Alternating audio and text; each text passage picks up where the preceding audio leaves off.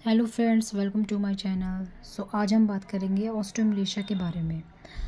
अगर आपको हड्डियों में दर्द, मसल वीकनेस या बार बार फ्रैक्चर हो रहा है तो इस वीडियो को पूरा देखिए, क्योंकि आज हम जानेंगे इसका रीज़न और ट्रीटमेंट। ऑस्टियोमलेशिया एक बोन डिसऑर्डर है जो एडल्ट्स में होती है। इस कंडीशन में हड्डियाँ प्रॉपर्ली स्ट्रॉन्ग नहीं कर पाती हैं और धीरे धीरे सॉफ्ट हो जाती हैं। ये बच्चों के डिसी रिकेट से अलग होती है। एडल्ट्स में जब बोन की मिलाइशन सही नहीं होती है तब ऑस्टियोमलेशिया डेवलप होती है। उसके आते हैं हम कॉजेज़ पर। कॉजेज़ के बारे में बात करें।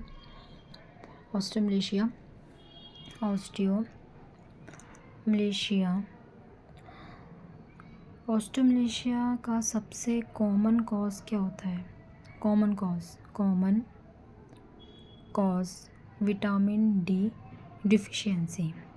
विटामिन डी डिफिशियंसी की वजह से ऑस्टियोमलेशिया बोन में डेवलप होता है। ये कॉमन कॉज होता है इसका। एंड विटामिन डी की कमी से बॉडी कैल्शियम का एब्जॉर्ब नहीं कर पाती है। कैल्शियम एब्जॉर्प्शन जो होता है वो नहीं कर पाती विटामिन डी की कमी से, जिसकी वजह से बोन जो होती हैं वो वीक हो जाती हैं, बोन वीक होने लगती हैं। एंड इसके कुछ और कॉजेज़ भी हो सकते हैं, जैसे कि अदर कॉजेज़, जैसे कि सनलाइट एक्सपोज़र। कम सनलाइट एक्सपोज़र यानी कि एक्सपोज कम करना सनलाइट को कम से कम, तो विटामिन डी तो मिलेगा नहीं। सनलाइट एक्सपोज़र अगर हम कम करेंगे तो उसकी वजह से भी ऑस्टियोमलेशिया हो सकता है। एंड विटामिन डी फूड ना लेना, इन सब की वजह से।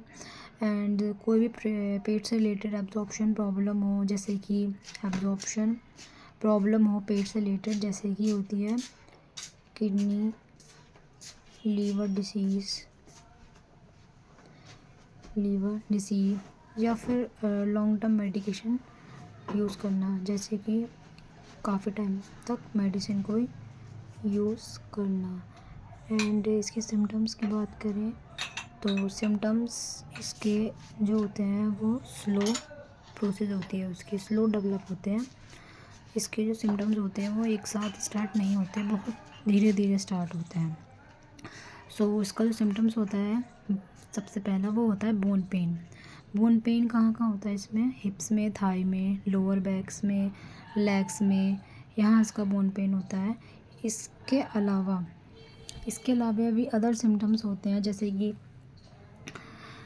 कि होता है हमारा मसल्स वीकनेस।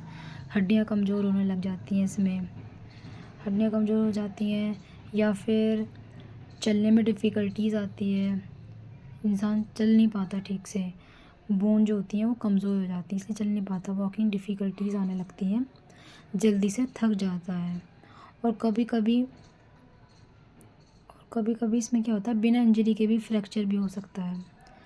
बिना इंजरी के फ्रैक्चर हो सकता है। अब हड्डियाँ कमज़ोर होंगी तो जाहिर सी बात है कि फ्रैक्चर हो जाता है इसमें। अब हम बात करेंगे इसके डायग्नोसिस के बारे में। ऑस्टियोमलेशिया का डायग्नोस जो होता है वो ब्लड टेस्ट के थ्रू होता है। इसमें जैसे विटामिन डी लेवल, कैल्शियम और फॉस्फोरस, ये सब चेक किया जाता है ब्लड टेस्ट में। कुछ केसेस में क्या होता है, कुछ केसेस में होता है एक्सरे स्कैन भी किया जा सकता है। एक्सरे या बोन्स, ये भी स्कैन किया जा सकता है ताकि स्ट्रेंथ का पता चल सके। एंड ट्रीटमेंट एंड प्रिवेंशन के बारे में बात करें, इसमें ट्रीटमेंट क्या ले सकते हैं हम, तो इसका जो ट्रीटमेंट होता है बहुत सिंपल होता है अगर टाइम पर स्टार्ट हो जाए तो।